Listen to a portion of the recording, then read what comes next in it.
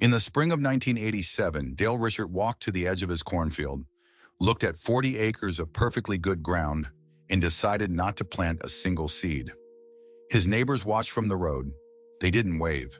Within a week, word had spread to every co-op, every diner, and every grain elevator within 20 miles. Dale Richard had signed up for a government program that paid him not to farm. And in a county where a man's worth was measured by what he put in the ground, that was about as close to a confession as anything. They called him lazy. They called him a sellout. One man at the elevator told him straight to his face that he was stealing from hard-working taxpayers while real farmers struggled. Dale listened. He nodded once. And then he went home, because he'd already done the math, and the math said they were wrong. But that part of the story comes later. First, you need to understand what corn prices were doing in 1987, and why the decision Dale made was either the stupidest thing a farmer could do, or the only rational move left on the board. The 1980s were destroying the American Midwest one farm at a time. It didn't happen all at once. It never does. It started with land prices.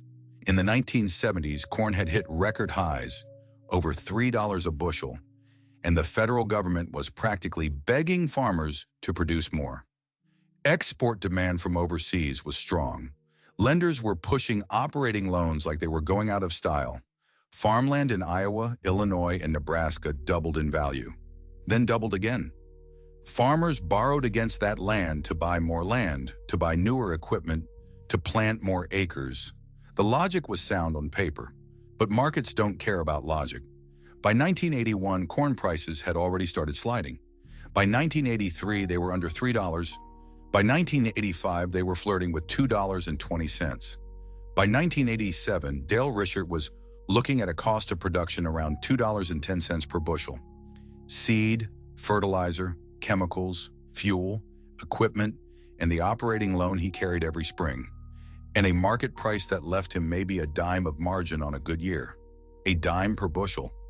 On a 160 acres of corn averaging 110 bushels per acre. That's $1,760 gross profit before he paid for his own labor, before he paid for equipment repairs, before he paid the interest on the operating note.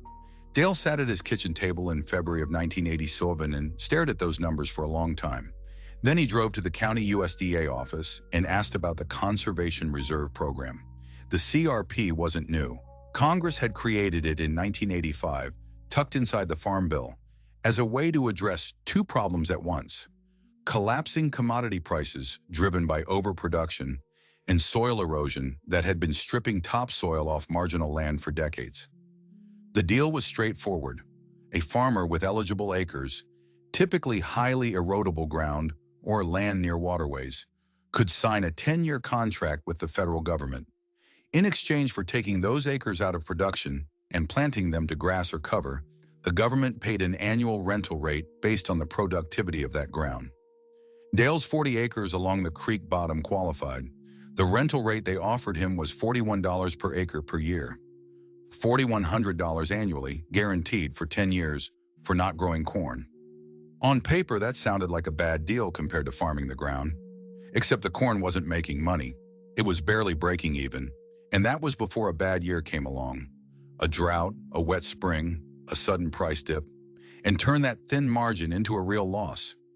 Dale's 40 acres in CRP would generate $4,100 a year with zero input cost. No seed, no fertilizer, no fuel, no equipment hours, no operating loan interest, no risk. He signed the contract on a Tuesday morning in March 1987, drove home, and started telling people what he'd done. That was probably the mistake. The reaction came fast. His neighbor to the north, a third-generation corn farmer named Gerald Huss, stopped by within 48 hours. Gerald was a big man, quiet by nature, not given to confrontation, but he stood in Dale's driveway with his hands in his pockets and his jaw set, and he said what a lot of people were already thinking. "You're gonna let that ground sit?" Dale said he was. "That's good ground, Dale. That bottom ground makes 120 bushels on a dry year." Dale agreed it was good ground. "So why are you letting the government babysit it for $41 an acre?" Dale thought about explaining the math, the margin, the input costs, the operating loan. Instead, he said, because it pencils out better. Gerald shook his head slowly, the way men do when they think you've given up on something. He drove away. He didn't come back for a long time. At the elevator in town, the reaction was sharper. Two farmers Dale had known for years looked at him the way you look at someone who just admitted they can't handle their own affairs. One of them said the program was designed for people who couldn't compete. Another said taking government money to not farm was no different than welfare. Dale bought his supplies, loaded his truck, and left without saying much. But here's the thing those men didn't see. The thing that wasn't visible yet in the spring of 1987. They were all still planting. Every farmer in the county who was able to put seed in the ground did exactly that in 1987. Some of them planted more than the year before. The logic was familiar. If prices are low, you make it up with volume. Plant more, harvest more, sell more bushels, cover your fixed costs. It's a reasonable idea. It's also the reason commodity prices kept falling. This is the part of the story that most people never fully grasp. When prices drop in most industries, producers cut back. They make less. Supply falls. Price stabilizes or recovers. Farming doesn't work that way, at least not in the short run. When corn prices drop, a farmer's fixed costs, his land payment, his equipment payment, his operating loan, don't drop with them. So the rational response at the individual level is to increase production to cover those fixed costs. Every farmer does the same calculation. Every farmer plants more. Total supply goes up. Price goes down further. The county around Dale planted nearly 12% more corn acres in 1987 than it had in 1986. Nationally, the numbers were similar. The government had programs to manage some of this, but the CRP enrollment wasn't large enough to offset the wave. By fall harvest of 1987, corn was trading at around $1.90 a bushel in Dale's area. Some of his neighbors, running input costs north of $2, harvested that crop at a loss. Dale collected his first CRP check. The second year was when the social pressure got serious. It wasn't dramatic. Nobody slashed his tires or yelled at him in the street. Rural communities don't usually work that way. It was quieter than that, and in some ways, harder. It was the way conversations stopped when he walked into the co-op, the way invitations to farm meetings dried up, the way men who'd borrowed his equipment 10 years ago now found reasons not to make eye contact. There was a word that kept circling back, spoken not to his face but close enough that it reached him. Ha, idle. Dale Richert was letting his ground go idle. In a culture where work ethic was the primary currency, idle was a serious accusation. Generations of farming families in that county had pushed through drought, depression, and debt precisely because they refused to let ground sit unworked. The idea of taking a government check to do nothing felt to many of them like a violation of something fundamental. Dale understood why they felt that way. He'd grown up in the same culture. He'd heard the same stories about his grandfather working through the Dust Bowl, about his father farming through the Korean War commodity swings. The pride in planting was real. It wasn't invented. But he was also watching his neighbor's balance sheets from a distance, and what he saw was making him quietly, steadily more confident that he'd made the right call. Because the farmers who kept planting, who doubled down on volume to cover their fixed costs, were doing something else at the same time. They were borrowing more. Operating loans are how most farmers survive the gap between planting in spring and selling grain in fall. You borrow to buy seed and fertilizer, you harvest, you sell, you repay the loan. If the crop pays enough, you come out ahead. If it doesn't, you roll the shortfall into next year's note. By 1988 and 1989, the operating notes in Dales County were getting rolled. Farmers who'd borrowed $40,000 in the spring were repaying $32,000 in the fall and carrying $8,000 forward, plus interest, into the next operating cycle. Do that 2 or 3 years running, and the debt compounds faster than any crop can cover it. The banks were watching. Land values in the county had already dropped 30% from their early 1980s peak. Farmers who'd used inflated land as collateral were finding their borrowing base shrinking at the same time their operating debt was growing. It was a structural trap. In 1989, the first farm in the county went to foreclosure. It was a family Dale had known for 20 years. Good farmers, hard workers, not reckless by any standard. They'd made reasonable decisions every year based on reasonable assumptions. The problem was that 100 other farmers had made the same reasonable decisions, and the combined effect of all those reasonable decisions was a price collapse that made none of them viable. Dale heard about the foreclosure on a Thursday. He sat with it for a while. He didn't feel satisfied. He felt something closer to dread because he knew it wouldn't be the last one. He was right. By 1991, 4 more farms in the county had gone through some form of restructuring, foreclosure, or forced sale. Not reckless operations. Established family farms that had survived 30 years only to be undone by a 6-year price slide and the interest that compounded on top of it.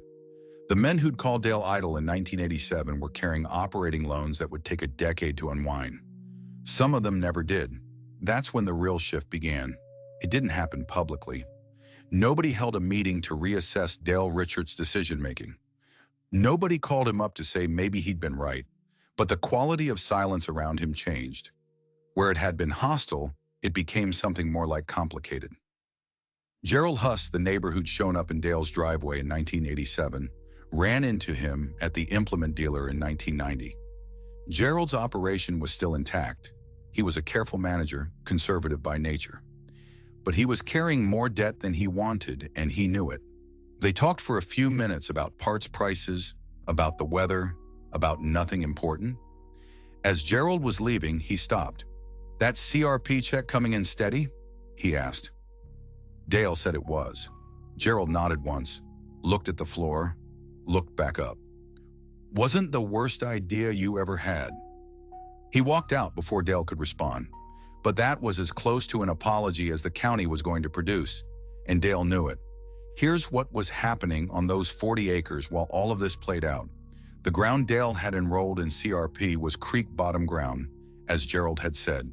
Productive, but also heavily worked, stripped of vegetative cover every fall, compacted from years of equipment passes, carrying a soil erosion rate that the USDA had flagged as problematic. Typical of a lot of marginal acres across the Midwest. When Dale stopped farming it and planted it to a permanent grass mixture as the contract required, the ground began doing something it hadn't done in 30 years. It rested. That's not a poetic description. It's an agronomic one. Soil under permanent vegetation stops losing organic matter. Earthworm populations recover. Soil structure, the physical arrangement of particles that determines how water moves, how roots grow, how nutrients cycle, begins to rebuild. It's slow. You can't see it from the road, but it's real, and it compounds the same way debt compounds, just in the opposite direction. By the time Dale's 10-year CRP contract was approaching its end in 1997, those 40 acres had been building productivity for a decade. Soil organic matter was measurably higher. Erosion had essentially stopped. The ground was, by any agronomic measure, in significantly better condition than it had been in 1987. His neighbor's ground had been farmed continuously through the same period. Some of it was fine. Some of it had been pushed hard through the price collapse years, higher plant populations, less fallowing, reduced attention to soil health. Because when margins are thin, you farm for yield, not for long-term soil condition. It's not bad management. It's rational response to financial pressure. But it has a cost, and that cost shows up in yield ceilings over time. Dale's rested ground didn't have that problem. In 1996, something changed in the corn market.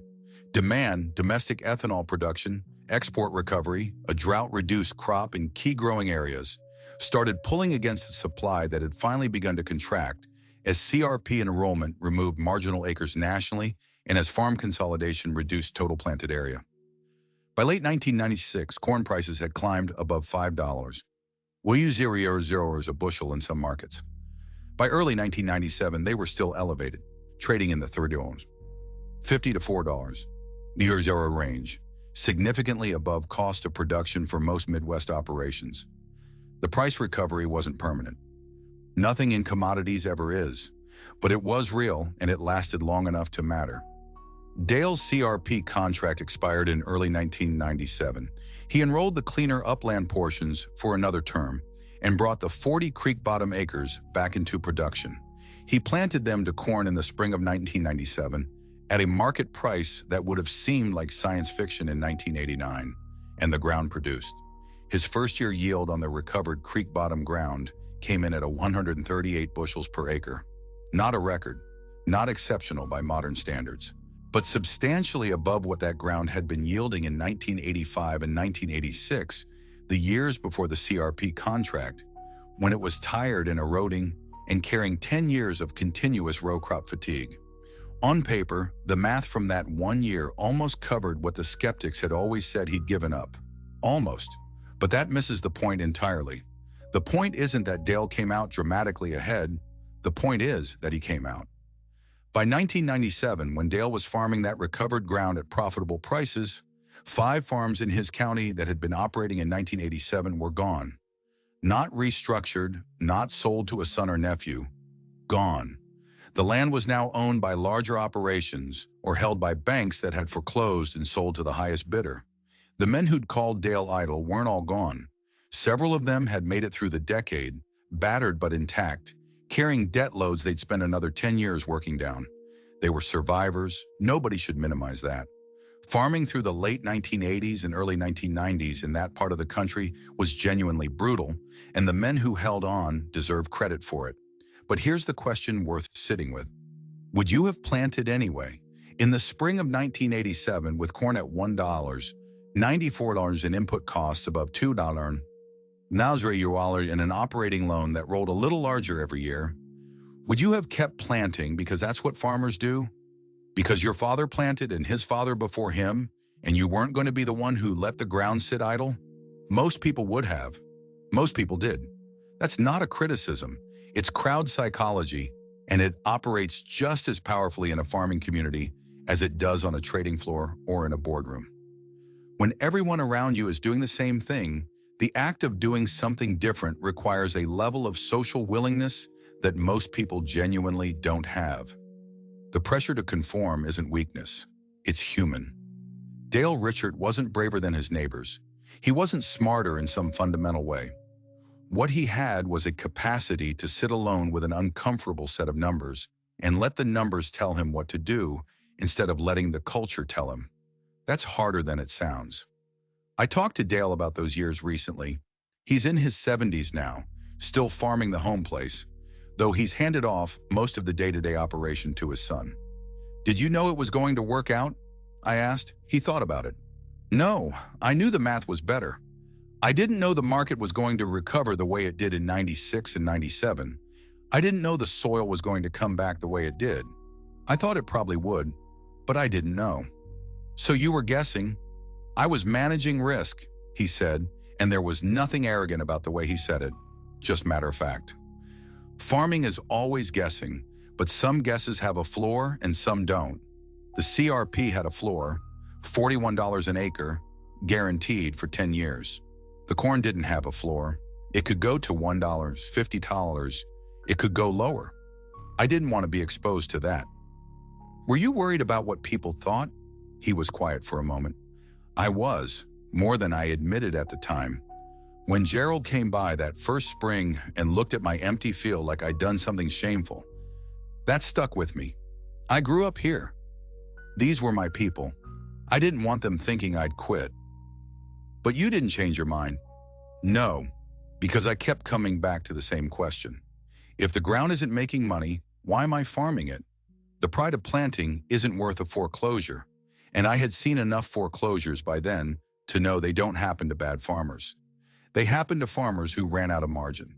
Is pride worth a foreclosure? It's a harder question than it looks because the pride isn't irrational. It's earned over generations. The problem is that markets don't care about generations. They don't care about your grandfather or your legacy or how many springs you put seed in the ground. They care about supply and demand and nothing else. Dale understood that. It cost him socially for about a decade. Then the math caught up with the sentiment. The broader lesson here isn't that CRP is always the right answer. It isn't. Ground that can be profitably farmed should probably be farmed, and government programs have their own distortions. Enrollment by enough farmers in a region can affect local cash rental markets, can change the competitive landscape for farmers who want to expand. The lesson is something more fundamental, and it applies well beyond farming. When an entire group of people makes the same decision at the same time because that's what the group does, when the social pressure to conform overrides individual risk calculation, the outcome for the group is almost always worse than if some portion of that group had taken a different path. The farmers who kept planting in 1987 and 1988 weren't wrong individually. They were wrong collectively because their collective action drove prices further down and made everyone's individual situation worse. This is overproduction in its most human form. Not corporate, not abstract, just 1,000 families making the same rational individual choice and arriving at a collective catastrophe. Dale Richard stepped out of that cycle.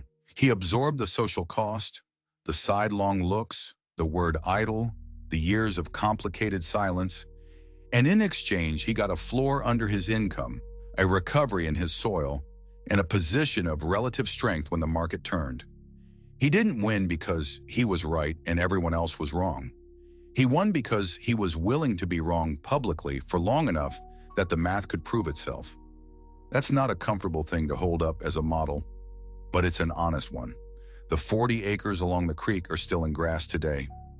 Dale re-enrolled them in a subsequent CRP contract in the mid-2000s when commodity prices softened again, and he's done the calculation every time a contract expires. Sometimes the math favors farming, sometimes it favors enrollment. He follows the numbers. His son farms the row crop ground. The soil on the home place, Dale will tell you, is in better shape today than it was in 1975, which is unusual for continuous production ground in his part of the county. That's a decade of CRP recovery, plus careful stewardship over the years since. The neighbors are mostly good with him now. Gerald Huss's son farms the ground to the north. They wave when they pass on the road. The old resentments have faded the way old resentments do, slowly, without ceremony, because nobody wants to relitigate the decisions they made in a hard decade that nobody wants to revisit. The county doesn't apologize. It never does. That's not how rural communities process things. Dale doesn't celebrate. He never did. He just kept running the numbers. So let me leave you with this. Somewhere right now there's a farmer, or a small business owner, or an investor, or just somebody managing a household budget who is looking at a decision that makes mathematical sense but social nonsense.